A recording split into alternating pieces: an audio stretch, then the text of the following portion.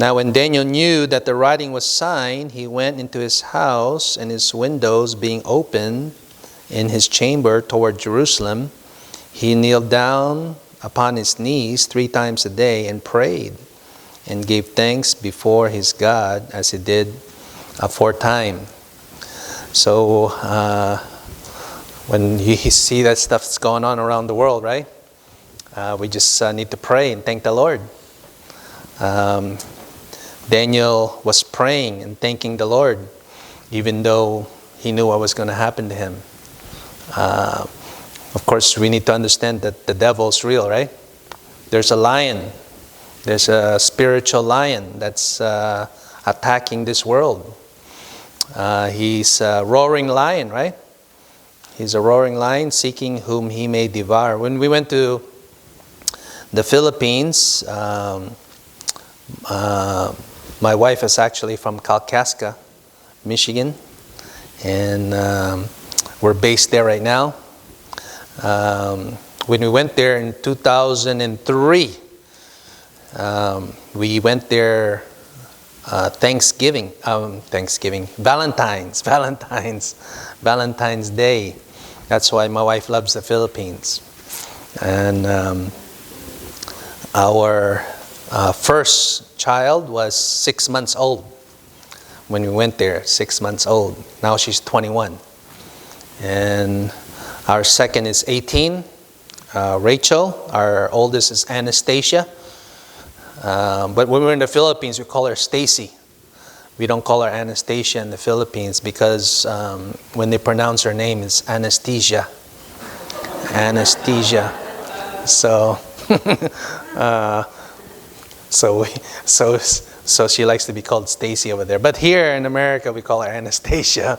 But so she's 21 and Rachel's 18, and our third is AJ. He's 16 years old. And so we've been there 20 years. And when we first started going there, we stayed in Manila area. We were there for 14 months studying the language. They call it Tagalog language, which is the national language. And we went there for 14 months. And my wife knows Tagalog also, or they call it Filipino language. And so if you know Filipino, anybody knows Filipino? Okay. You can talk to her, she'll understand you. Okay? She knows how to speak in tongues, right? So, of course, we have a lot of Spanish speaking here in America.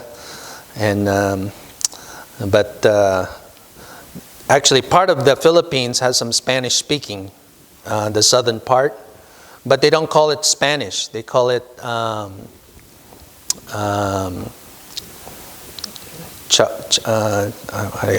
Chabacano. There's 1 million of them, and it's 95% Spanish. But they don't call it Spanish speaking. They're Chabacano. But that's another group of people over there. They call them the sea people. The sea people live in the ocean part. They're almost like gypsies of the Philippines, the sea people. But they need the gospel too, right? They need the gospel also. So in the Philippines, we were there for 14 months in Manila, and we learned the language.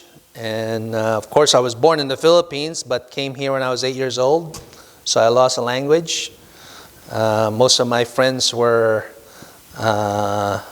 American, white-skinned people, and I didn't have any Filipino friends. There, we moved to New York, Long Island, New York. Who's from Long Island, New York? Anybody? Okay, so we were there for 5 years, and when we moved there from the Philippines, 4 brothers. My oldest brother was 11.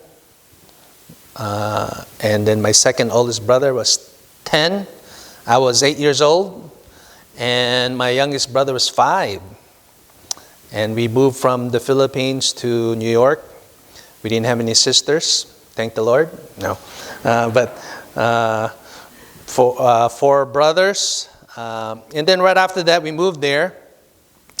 My mom and dad separated. And so my mom had to raise 4 boys by herself. And during that time, we were going to a doctor there in New York. And the doctor asked my mom if those 4 boys can come to church and to Sunday school.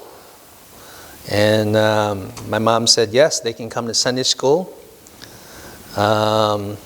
But I have to go with them because it caused a lot of problems, right? So she went to church, and we all went to church there. The church was only about a year old. It was started by a BIMI church planner, Pastor McKeever and Miss McKeever. And they started the Brookhaven Independent Baptist Church there in Brookhaven, New York. And the church was just 1 year old. So, like I said, my mom had to raise 4 boys by herself. But God knows, right? God knows. And she would work sometimes 3 jobs to help us in our schooling. And I remember sometimes getting up early in the morning, going to school, and she would be gone. And then we would come back from school. She'd still be gone because she's working. And then we would go to bed, and she'd still be gone. But she'd put notes there in the kitchen, warm this up, and she already had the food ready. And but I remember waking up in the middle of the night, and I could hear her praying. She would pray something like this. She would pray, God, they don't have a father anymore. God, they don't have a father more. Can you please be a father to my 4 boys?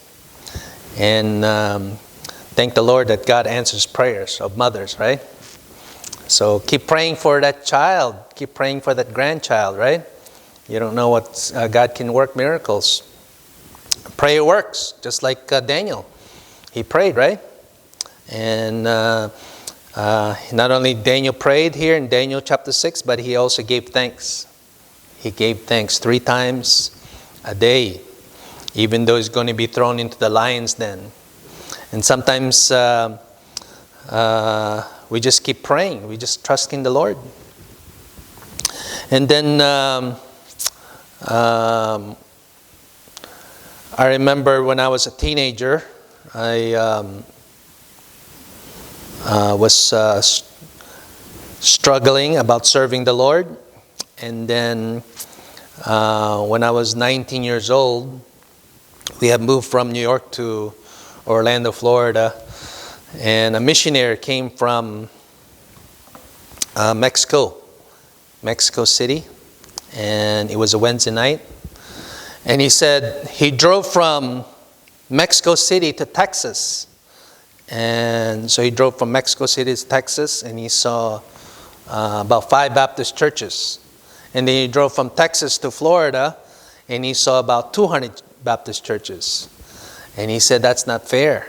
He said, because in Mexico City alone, there's over 20 million people. Now there's more. So that was 30 years ago. And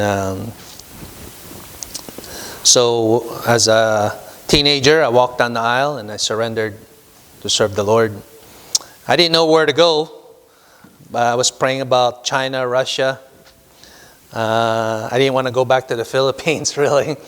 But God started to work in my heart. And I finally surrendered to go to the Philippines. And so we went there in 2003. And like I said, we weren't Language school for 14 months. Then after 14 months, we went to La Trinidad Benguet, which is about 120,000 people. And it's up in the mountains. If you look at our prayer card, you'll see a picture of the mountains there. And rice fields. And so we went there and we just started knocking doors, inviting people to our home Bible studies.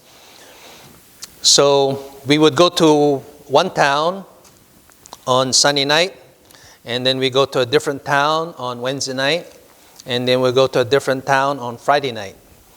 And one town will have about 10,000 people, another town will have about 8,000 people, another town will have about 12,000 people.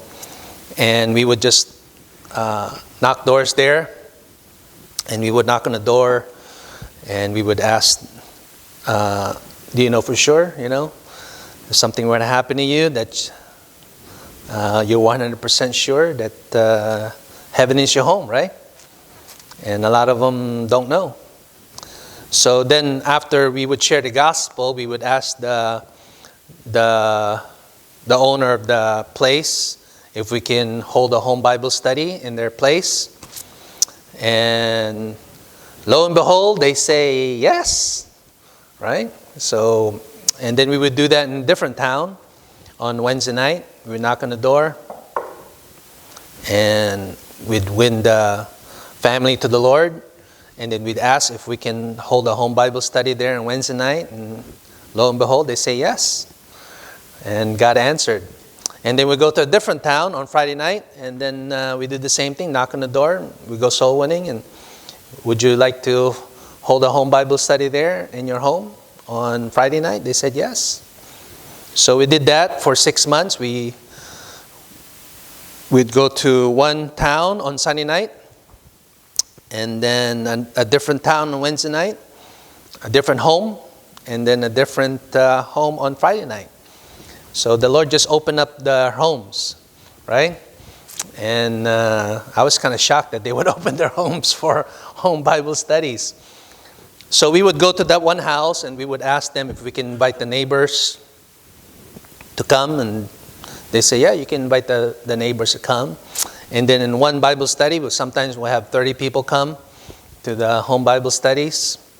And then on Wednesday night, we'd ask the owners if we can invite the neighbors to come. And they said, sure. So we'd invite the neighbors, and that one town will have about 50, 60 people come. It was packed. And so Friday night, we'll go to a different town, and we would ask the owners if we can invite the neighbors. And they say yes. So we invite the neighbors. We'll have 40 or 50 people go there on Friday night. So one place we'll have 30, another place we'll have 50, 60, another place we'll have 40, 50 people. And we would do that for 6 months, home Bible studies for 6 months. And then after 6 months of home Bible studies, we told the people that we're gonna have to tell them there's bad news. There's some bad news. What's that? We have to close down the home Bible studies. They're like, what? We have to close down the home Bible studies? Yes. But we have good news. What's that? They said, we're going to start a church. Okay? We're going to close down the home Bible studies, and you'll have to come to church now on Sunday morning. They're like, oh, really? Okay. So we started the Highland Baptist Church of La Trinidad. And first Sunday we had over 100 people come to church. And God just started to work during that time. And God worked in a special way. And so we've been there 20 years. And thank the Lord for that. Amen.